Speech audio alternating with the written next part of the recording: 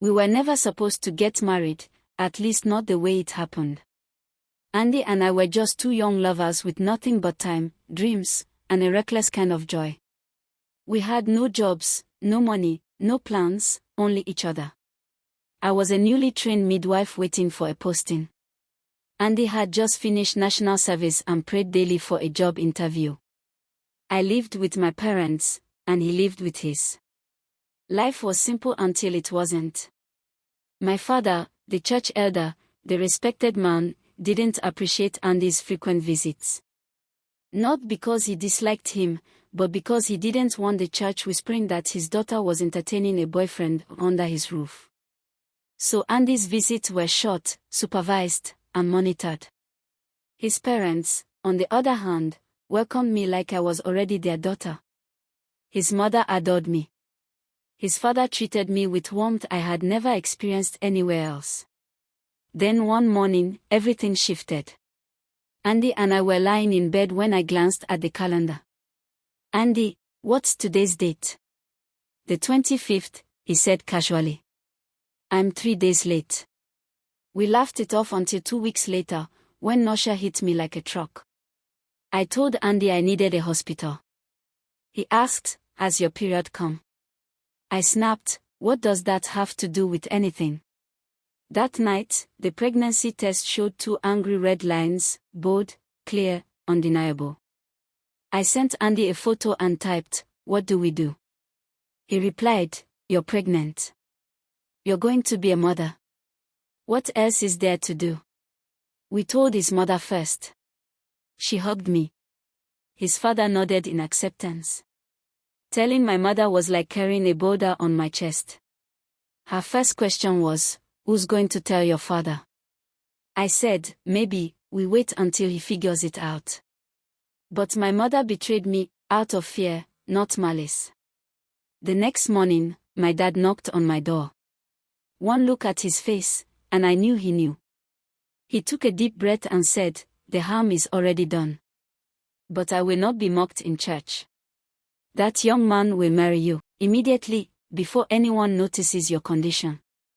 Andy had no job. I had none either. We had nothing, not even a plan. Andy wanted us to wait until the baby was born and we had work. My father refused. Thanks to Andy's parents, we married quietly when I was 3 months pregnant. Some guests saw through my makeup and thick clothes, but life went on. After the wedding, I moved into Andy's parents' home. They treated me like a queen, but Andy and I were restless. We wanted our own space, our own life. I gave birth. A week later, while still recovering, I received my posting. I began my career from maternity leave, bleeding, exhausted, and determined. For 6 months, my salary didn't arrive. When money finally came, we rented a tiny place close to Andy's parents.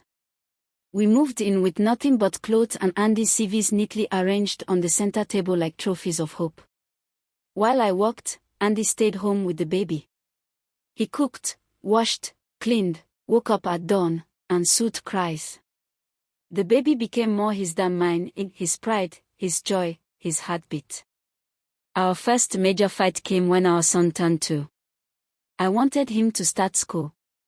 Andy said we couldn't afford it.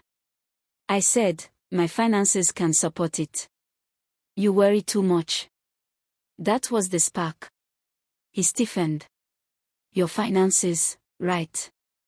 That's how you women behave when you start earning." He withdrew. Stopped talking.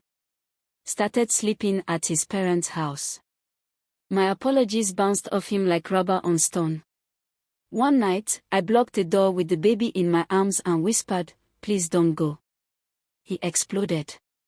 "If I stay here longer, one day you tell me to sleep standing because it's your house." We nearly fought. If not for the baby, it would have been ugly. But we eventually talked, cried, and healed. 3 months before our son turned 3, Andy finally got a job. The day our son turned 3, he carried him and enrolled him in a school, not asking me, not consulting, just doing. 6 months later, he upgraded our lives. New home. New furniture. New confidence. When men have money, their silence becomes action. Now, 6 years into marriage, with 3 children running around our living room, I often lie awake thinking of the cliff we started on. One wrong step and everything could have crumbled. But it didn't. We made mistakes. We were unprepared. Life pushed us into a marriage we didn't plan for. But somehow, we grew into it. Every morning when I see Andy dressing our kids for school or snoring beside me after a long day, I whisper a quiet prayer. We could have broken. But we didn't. And that is my everyday miracle.